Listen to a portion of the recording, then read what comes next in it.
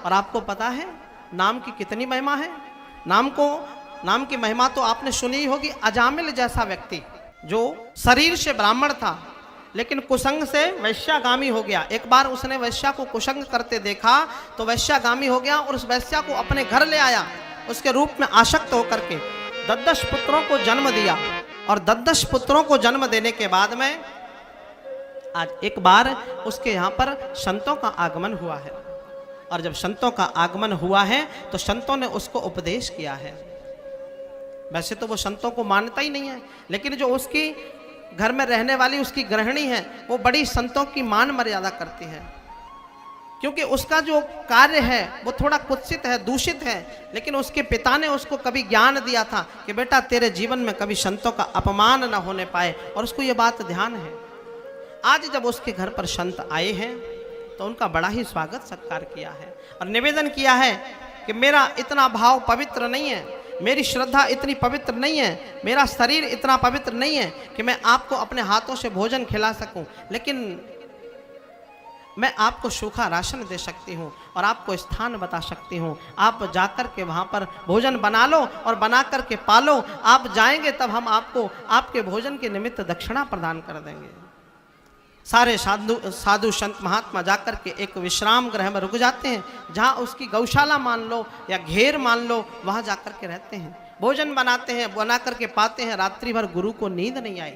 जो उन साधु महात्मा के गुरु थे उनको नींद नहीं आई, आंखों से अश्रु प्रवाहित होते हैं और कहते हैं, जब शिष्य पूछते हैं कि गुरुदेव ऐसा क्या हुआ कि आपको रात भर नींद नहीं आ रही, कारण क्या है, तो गुरुदेव रोते हुए कहते हैं कि मैंने अजामिल जैसे वैश्यागामी पुरुष का अन्न खाया है और यदि इसका अन्न खाने के बाद इसका उद्धार नहीं किया तो इसके हम ऋणी हो जाएंगे। लोग कहेंगे कि साधुओं की सेवा करने के बावजूद भी अजामिल तरा नहीं। क्या सोचेंगे लोग? आज साधुओं की सेवा करके भी मुक्त नहीं हुआ अजामिल, क्या करना चाहिए?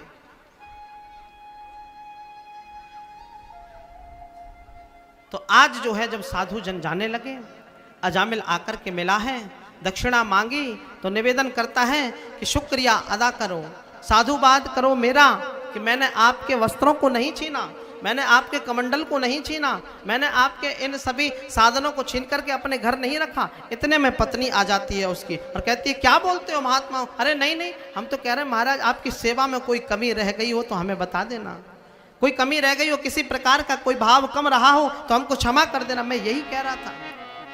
और जो व्यक्ति वासना से वासित हो जाता है वो अपनी स्त्री से बहुत डरता है, और समझ लो जो स्त्री से अधिक डरे समझ लो वो वासना से वासित है, उसकी साधना प्रबल नहीं है। जिसको विवेक न रहे, अपने विवेक अपने होने का ज्ञान ही न रहे और जीवन अपना समर्पित कर दे, समझ लो वो अधिक प्रभावी नहीं है। प्रेम से कहिए। आज अजामिल बहुत डरता है और पत्नी कहती है महाराज जा रहे हैं, इनको दक्षिणा प्रदान करो। बोले तुम ही दे दो। तो धीरे से दक्षिणा देने का भाव करती है तो संत कहते हैं तुम दक्षिणा ना दो, तुम तो हमारी एक बात को मान लेना, बस वही तुम्हारी सबसे बड़ी दक्षिणा है। बोले क्या बात है बताएं महाराज। बोले मैंने सुना है तुम्हारे यहाँ 9 बालक हैं और 10वां पुत्र तुम्हारे यहाँ होने वाला है। बोले हाँ महाराज मेरे यहाँ 10वां पुत्र होने वाला है। तो बोले उसका नाम नारायण रख देना।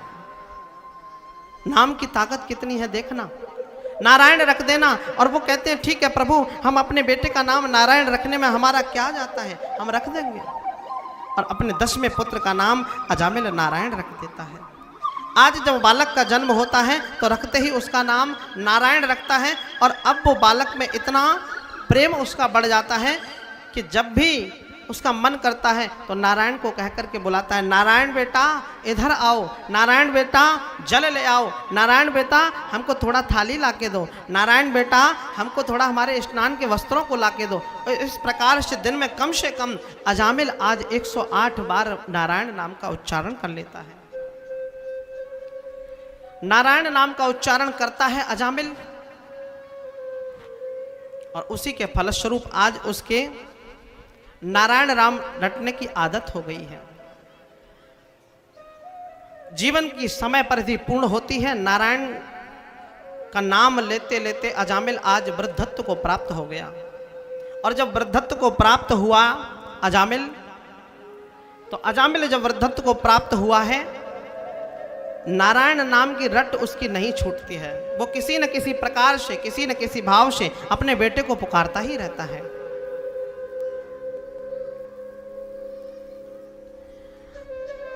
आज जीवन का विश्राम दिवस है और उसको यमदूत लेने के लिए आए हैं। और यमदूत लेने के लिए आए तो डर के मारे उसने एक ही नाम पुकारा, क्या कि उसका बालक देखा, उसने दूर खेल रहा है और खेलते हुए बालक को देखा है तो एक ही पुकारा कि दूरे क्रीडन का शक्तम और पुत्रम नारायणा वयम प्लावितेन स्वरेणोच्चै राजुहाव कुलेन्द्रिया। दूर खेल रहे बालक को देखा है और देख करके पुकारा है, क्या कि नारायण, बेटा नारायण मुझको बचाओ, मुझको ये दूत पकड़े ले जाते हैं, मुझको ये दूत मुझको मारते हैं। और जब नारायण नारायण पुकारा है तो पुकारते ही नारायण तक आवाज नहीं पहुंची, लेकिन पृथ्वी पर खेल रहे बालक नारायण के पास आवाज भले ही नहीं पहुंची हो, लेकिन जो जगत नारायण है उसके पास आवाज उसकी पहुंच गई। और जब उसके पास आवाज पहुंची है तो पहुंचते ही नारायण के पार्षद आ गए और पार्षदों ने आकर के यमदूतों को मार मार करके भगा दिया। और पार्षदों ने कहा है तुम हमारे साथ चलो। बोले क्यों? क्योंकि तुमने हमारे प्रभु नारायण को पुकारा है और जो नारायण को पुकारता है वो नारायण के पास ही जाता है। आज यमदूत भाग गए और जाकर के यमदूत ने जाकर के अपने धर्मराज से कहा है, प्रभु आपने हमें कहां भेज दिया? जहां आपको भेजना चाहिए हमारा निस्तारण कर दो आज, कि हमको कहां जाना है कहां नहीं जाना है। आपने हमें अजामिल को लेने के लिए भेजा, लेकिन अजामिल को तो भगवान के पार्षद लेने आए और उन्होंने कहा कि इसको तुम नहीं ले जा सकते, और उन्होंने हमको मारा, हमको पीटा और भगा दिया। धर्मराज कहते हैं यहां पर नारायण का नाम ज्यादा नहीं लेना, वरना जितने भी हमारे यहाँ ये रह रहे हैं ना, लोग पल रहे हैं, नरक में यातनाएं भुगत रहे हैं, ये सब नारायण नाम सुनने से निकल जाएंगे, सब स्वर्ग में चले जाएंगे, हमारा कारखाना खाली हो जाएगा। प्रेम से कहिए, फिर हमारा ये व्यवस्था कैसे चलेगी? तो बोले महाराज आपको बताना ही पड़ेगा कि किसको लाना है किसको नहीं लाना है, ये आपको समझाना ही पड़ेगा।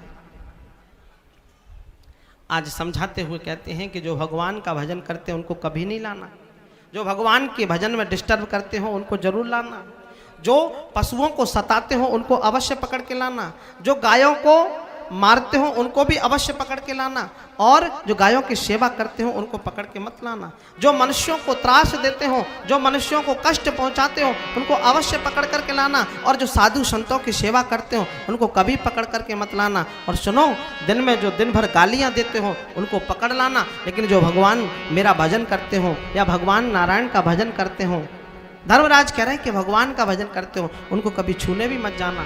तुम्हें पता है अजामिल नारायण का नाम? बोले महाराज ये तो वैश्यागामी था। बोले कुछ भी सही, अंते या मति शागति, इसका अंत भला तो सब भला। उसने नारायण को अंत में पुकारा है, चाहे वो किसी के बहाने, लेकिन आज उसको नारायण की प्राप्ति हो गई। तो यदि हम नाम जप करेंगे तो हमको भगवान नारायण की प्राप्ति क्यों नहीं?